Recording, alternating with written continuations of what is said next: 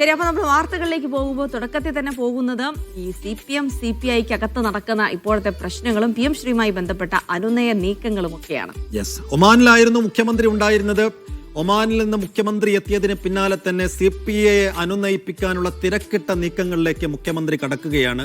അത് ഫലം കാണുമോ എന്നാണ് എനിക്ക് കാത്തിരുന്നത്. സേഫ് നേരത്തെ സൂചിപ്പിച്ചതുപോലെ തന്നെ ഇന്നിപ്പോൾ ഈ സംസ്ഥാന രാഷ്ട്രീയത്തിൽ CPIയോട് എന്തെങ്കിലും ഒരു അവസാന വാക്ക് പറയണമെങ്കിൽ കൃത്യമായി CPI അതിനോട് യോജിച്ച് നിൽക്കണമെങ്കിൽ അത് മുഖ്യമന്ത്രി അല്ലാതെ മറ്റൊരാളില്ല. അപ്പോൾ മുഖ്യമന്ത്രിയുടെ വരവും ആ ഇടപെടലും ഒക്കെ ഈ പിണങ്ങി നിൽക്കുന്ന CPIയെ ഇണക്കി നിൽക്കാൻ പര്യാപ്തമാണോ എന്നുള്ള കാര്യമാണ് നോക്കുന്നത്. എന്തായാലും PM ശ്രീ പദ്ധതി ചർച്ച ചെയ്യാൻ CPMന്റെ അടിയന്തര സെക്രട്ടേറിയറ്റ് യോഗം ഇന്ന് ചേരുന്നുണ്ട്. അതിലെ 10 മണിക്ക് തിരുവനന്തപുരത്ത് AK സെന്ററിലാണ് യോഗം. പദ്ധതിയെ ചൊല്ലി മുന്നണിയിൽ ഭിന്നത ശക്തമായ സാഹചര്യത്തിൽ ആലപ്പുഴയിൽ CPI എക്സിക്യൂട്ടീവ് യോഗം നടക്കാനിരിക്കുകയാണ് സെക്രട്ടേറിയറ്റ് യോഗം.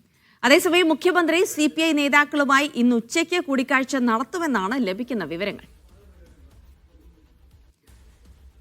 വിശദാംശങ്ങളിലേക്ക് പോകാം. തിരുവനന്തപുരത്ത് നിന്ന് വിജിൻ വായാന്തോടുണ്ട്, ഒപ്പം തന്നെ ജോസി ബാബുവും ചേരും.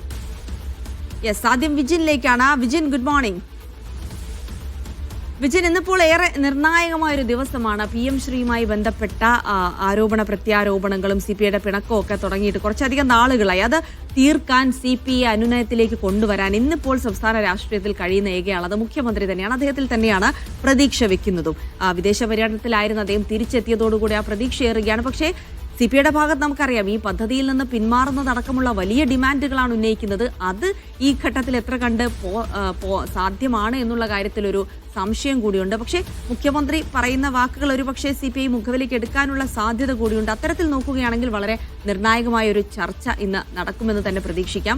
ഉച്ചയ്ക്ക് ചർച്ച നടക്കുമെന്നുള്ള സൂചനകളാണ്. അക്കാര്യത്തിൽ ഉറപ്പുകളുണ്ടോ? എന്തായിരിക്കും CPIയുടെ മുഖ്യമന്ത്രി അടക്കമുള്ള നേതാക്കളുടെ ഇനിയുള്ള നീക്കം?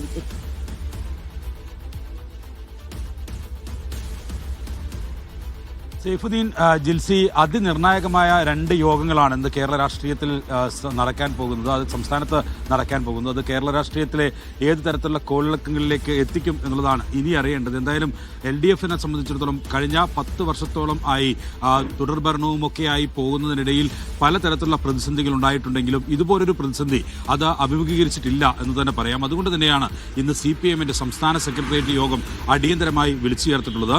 നേരത്തെ കഴിഞ്ഞ തവണ ചേർന്ന സെക്രട്ടേറിയറ്റ് യോഗത്തിൽ PM ശ്രീ പദ്ധതിയുമായി ബന്ധപ്പെട്ട് CPI ഉയർത്തിയ വലിയ തരത്തിലുള്ള എതിർപ്പ്, ആ എതിർപ്പ് മറികടക്കാൻ മുഖ്യമന്ത്രി തന്നെ നേരിട്ട് ചർച്ച നടത്തട്ടെ എന്ന തീരുമാനത്തിലേക്കായിരുന്നു സെക്രട്ടേറിയറ്റ് യോഗം എത്തിയത്. അതിനുശേഷം മന്ത്രി V ശിവൻകുട്ടി MN സ്മാരകത്തിലെത്തി ബിനോയ് വിശ്വത്തെയും ഒപ്പം തന്നെ GRNനെയും ഒക്കെ നേരിട്ട് കണ്ട് കാര്യങ്ങൾ ബോധ്യപ്പെടുത്താൻ ഒരു ശ്രമമൊക്കെ നടത്തിയിരുന്നു. പക്ഷേ അതൊന്നും വിലപ്പോയില്ല.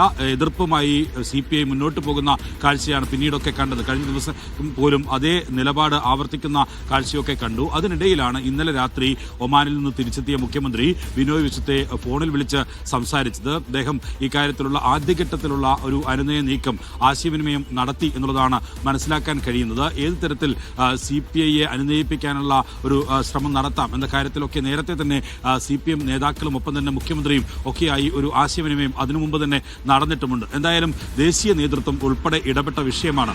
ഇന്ന് ചേരുന്ന CPMന്റെ അടിയന്തര സെക്രട്ടേറിയറ്റ് യോഗത്തിൽ MA ബേബി, CPMന്റെ അഖിലേന്ത്യാ ജനറൽ സെക്രട്ടറിയും പങ്കെടുക്കുന്നുണ്ട്.